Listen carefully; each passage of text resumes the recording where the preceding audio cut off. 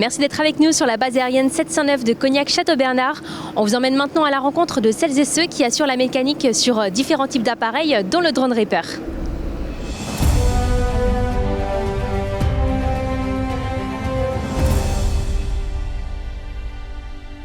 Donc nous les mécaniciens, on a la mission d'assurer la mise en œuvre du drone MQ9 Reaper, à savoir qu'il y a plusieurs types de mécanos. Et moi pour ma part, ma mission c'est avec mes équipiers d'assurer la mise en œuvre des munitions. La bombe pèse 250 kg et les missiles Hellfire pèsent 40 kg. Il y a un gros travail d'équipe de communication à effectuer. C'est ce qui m'a plu en m'engageant dans l'armée dans cette spécialité. L'avantage dans cette spécialité, c'est qu'on peut aussi changer de facette dans le métier. Là, je suis actuellement sur machine, mais je pourrais être en armurerie, je pourrais être en dépôt munitions, on peut même faire des mineurs. Donc nous, on a une grosse facette dans la spécialité, tout au long de la carrière, on peut évoluer. Et notre visite continue avec le détachement qui met en œuvre les avions légers de surveillance et de reconnaissance, qu'on appelle plus couramment l'ALSR.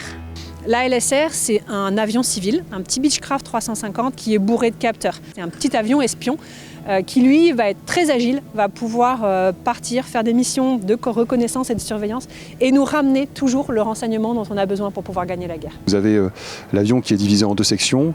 La tranche avant, vous allez retrouver le commandant de bord et le copilote, et la tranche arrière, donc tous les opérateurs renseignement. On assiste le commandant de bord.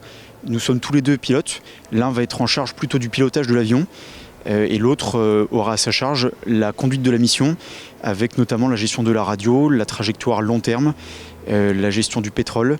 Et enfin, les deux travaillent de concert pour assurer la sécurité évidemment de l'appareil et donc de ses passagers. Je suis mécanicien vecteur sur LSR. Mon métier est assez simple, il consiste juste à maintenir en condition opérationnelle l'appareil qui est derrière moi pour que les pilotes justement puissent voler en toute sécurité et effectuer la mission en toute sécurité. Donc je suis technicien imagerie embarqué au sein du Vador. Je suis à la mise en œuvre de la caméra afin de collecter du renseignement et le transmettre à l'officier Rance dans l'avion. Et je suis linguiste d'écoute embarqué. Mon but c'est d'intercepter et de traduire en temps réel les communications d'intérêt et de les transmettre du coup à l'officier renseignement qui est également à bord avec nous. Je suis technicien interception de signaux. Dans l'avion, je vais avoir plusieurs rôles. Je vais mettre en place différents capteurs en vue de capter du renseignement d'origine électromagnétique. Donc là, on va parler de signaux en vue de communiquer assez rapidement à mon officier renseignement qu'est-ce que je peux avoir en vol. Mon rôle à moi, c'est d'optimiser et de coordonner le recueil du renseignement en fonction justement des objectifs donnés par le donneur d'ordre et la situation tactique et les contraintes de la mission. Là où le drone a effectivement une endurance beaucoup plus élevée, il peut tenir jusqu'à 30 heures en l'air, nous ce sera plutôt de l'ordre de 6 heures de vol. En revanche, l'avantage de la LSR, c'est sa capacité à être déployée dans un préavis très court et surtout avec une faible empreinte logistique.